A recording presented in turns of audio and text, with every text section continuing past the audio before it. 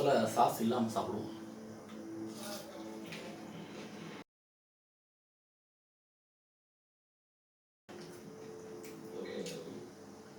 Right,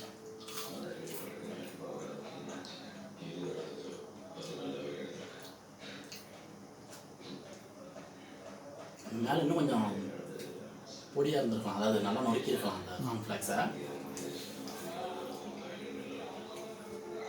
சரி, சாஸோட சாப்பிட சொல்லுங்கள்.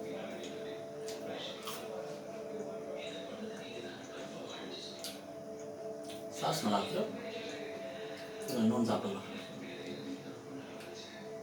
ஆனால் இதுதான் ஒரே ஒரு மைனஸ், இது கொஞ்சம் ரொம்ப பெருசாக இருக்குது நோக்கி இருக்கிறது.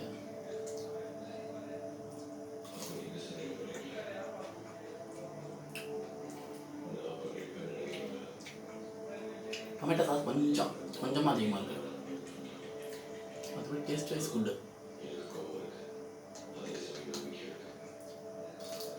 ட்ரை பண்ணி பாருங்க, அருமையாக இருக்கும்.